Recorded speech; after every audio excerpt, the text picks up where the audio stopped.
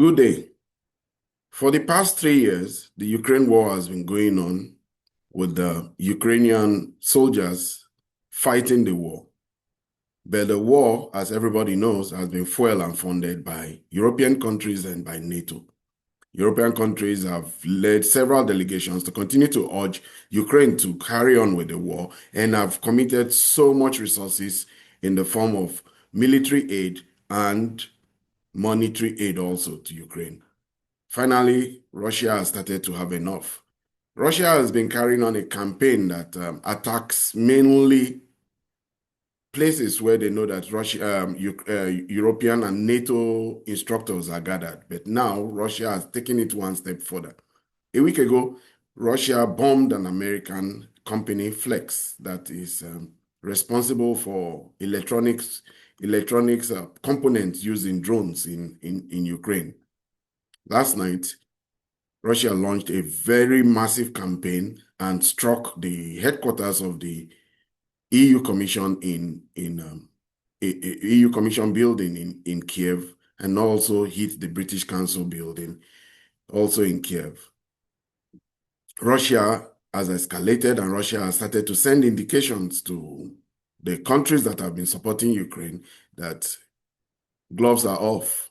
They are now going to start going after their assets, starting now with Ukraine, but possibly, who knows, they may start to rain bombs and rain missiles into cities all across Europe. Already there's a big diplomatic foray going on because the whole world knows where Russia is taking this war to now. They are stepping it one notch, and they are indicating that they are ready to confront the European backers of Ukraine. Good day and welcome to my channel, Ebima Mungo's Perspective on Global Affairs. If you're new to this channel, please subscribe. If you have any comments regarding the views I express in this video, please put them in the comment section. Do well to like and share. Over the night of 28 August, it emerged that the Russians launched a massive drone campaign, and they also launched that campaign using a lot of missiles, ballistic missiles, hypersonic missiles, and cruise missiles. They launched these missiles from their using their strategic bombers and using all the arsenal of that is available to them all across Ukraine, all across Russia. One of the places bombed is the British Council, and that has been the one that has brought a lot of attention. They bombed the office of the British Council, and this is a clear indication to the British. You would want to wonder why they probably would have attacked the British Council. The British have not been shy about the fact that they're helping Ukraine. And it may just be that it is in that building. A lot of people have complained that possibly there's a lot of movement into that building, and that's a lot of instructions. And maybe, who knows, there may also be points where they do production of drones. The bombing was carried out by using this kind of weaponry. This is a Tu-95 bomber that lets out hypersonic bombs, and this is also the Tu-160 bomber. They are the ones that usually deploy the missiles, but the devastation now is what we see here on the British Council building all across, and there was devastation in several other cities across Ukraine. Russia has had enough. The bombing of the production facility of Flex a week ago was an indication that Russia has started to take action against the Western supporters of Ukraine directly. They are no more punching at the Ukrainian state and the infrastructure of Ukraine as they used to. They are now expanding it to include the destruction of the assets of the European Union backers. We've been hearing about how many times the Russians identify hotels where European instructors are, especially French, Danish instructors, and even Swedish instructors have been reportedly killed at certain times in certain hotels where they they gathered to discuss with the Ukrainian state. And this time around, we are beginning to see that maybe there's a new tactics. They go and live among residents in apartment blocks and all. Whatever it is, there was a lot of apartments that were hit in this particular round. And also, for the very first time, in a mass number, Russia used the guarantee drones.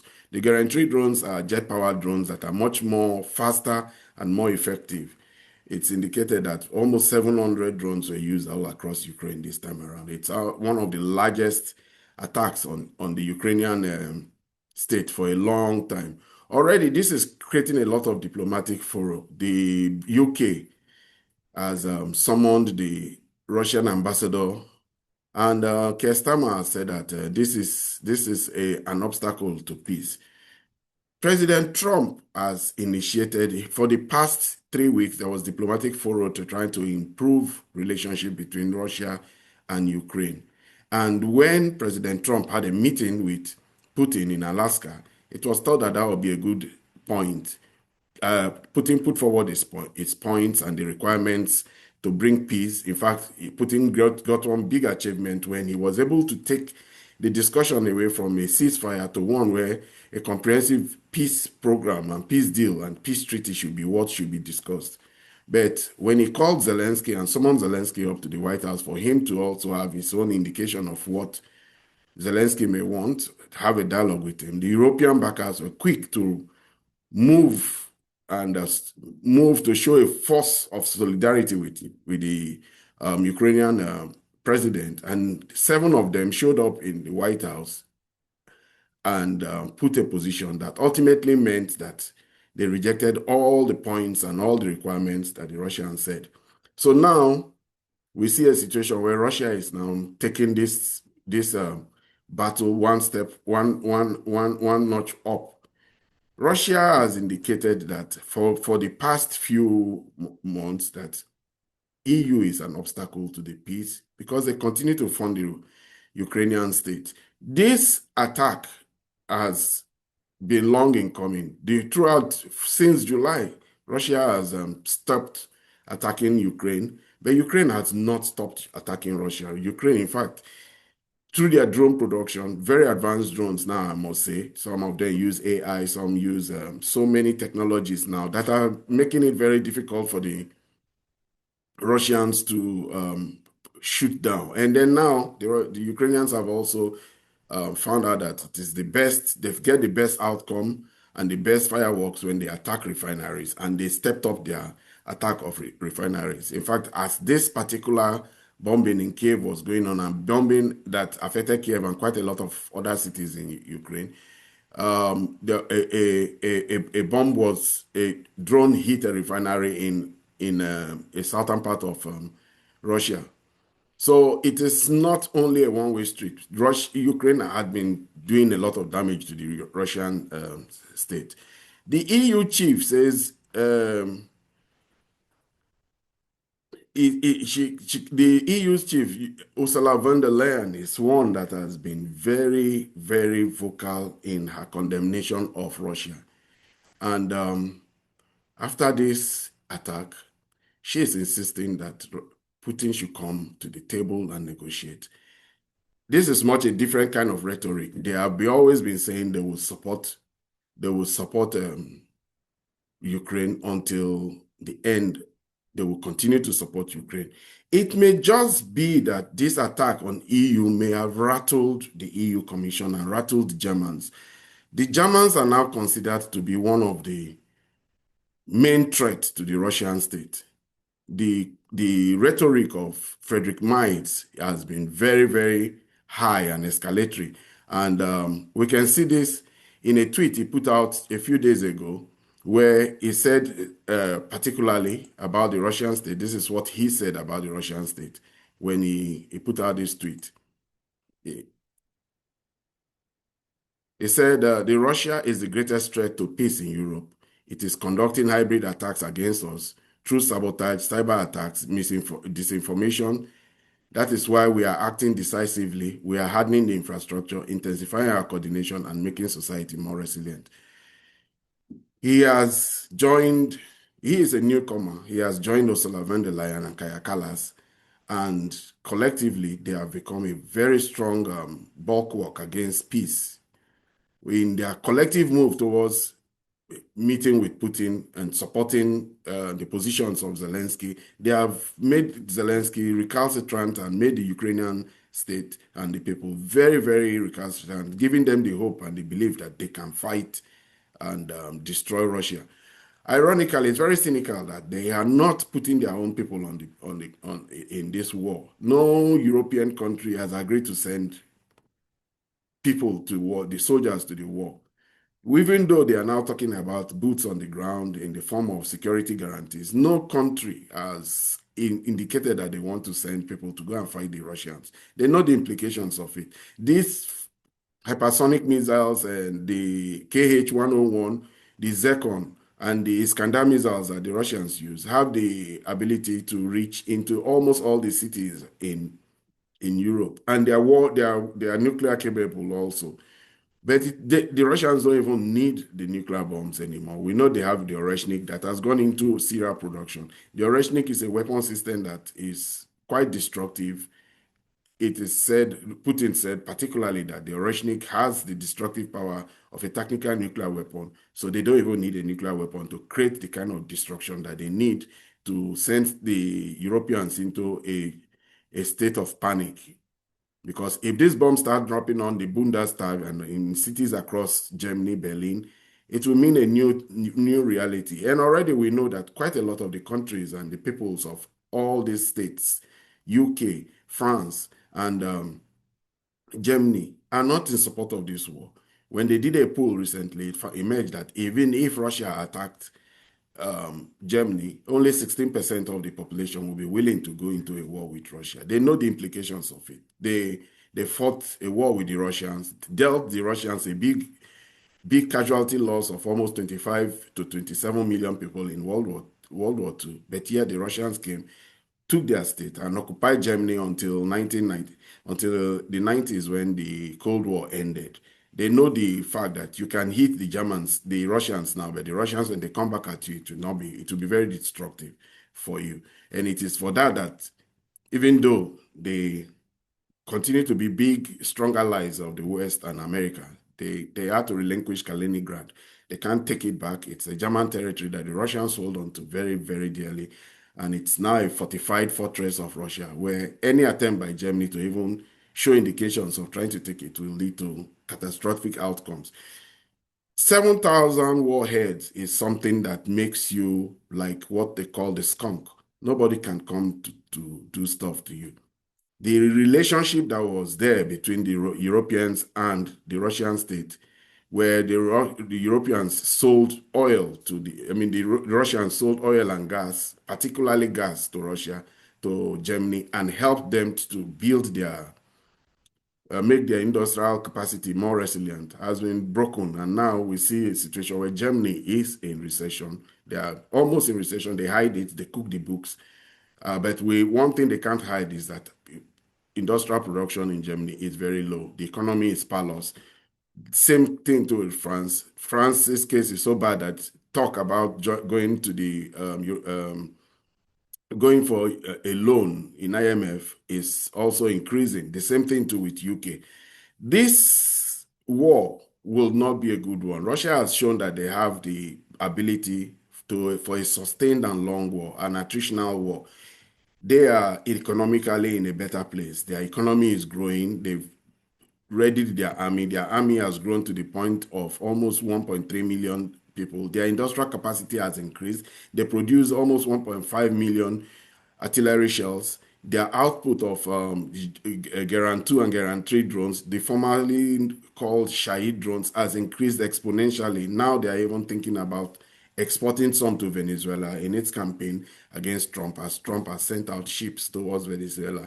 We hear now that there's so much surplus in a time of war that Russia is even thinking about sending as much as 2,000 Geran 2 drones to support the Venezuelans. That's the kind of industrial output. Meanwhile, every day we see that new batches of Su-34 and Su-54 are being delivered to the Russian Air Force.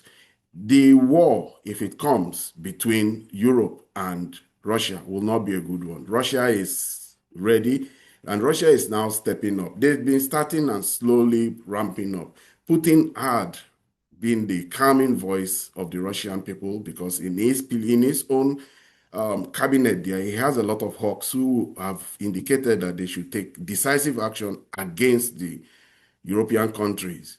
The European countries are not all sold onto this project. Spain is not particularly too happy about it.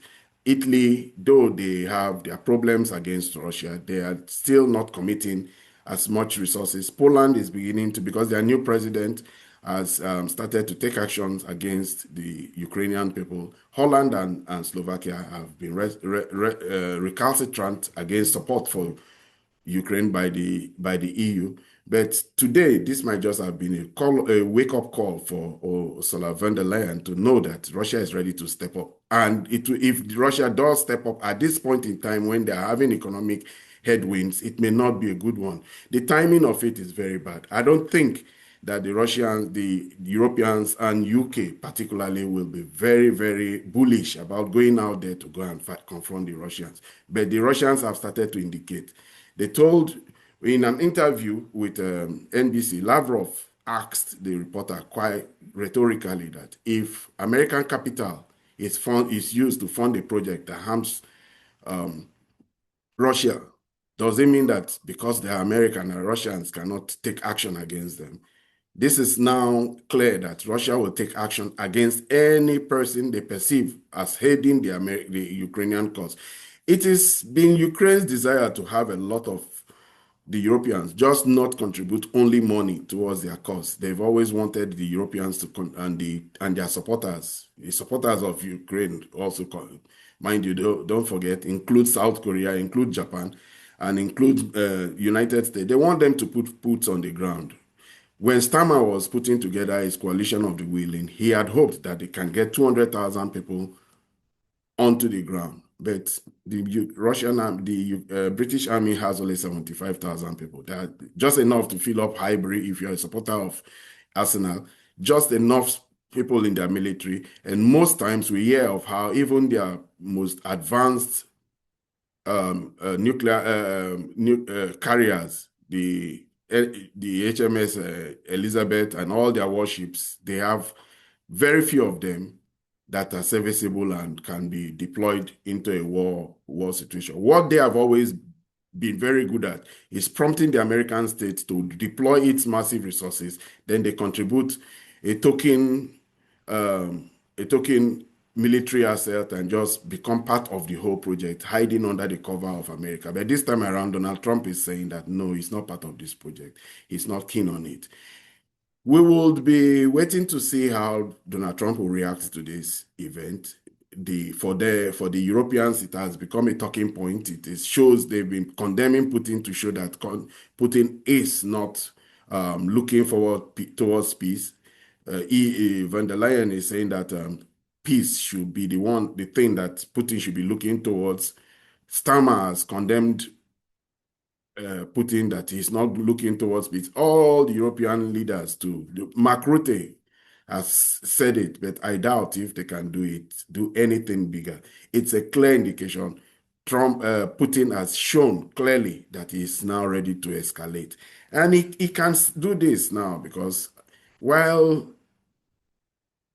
this is going on, it's just a day or two away from when Russia's Putin, Xi Jinping, Modi, and countries of the Shanghai Cooperative Organization will be having a meeting in Shanghai.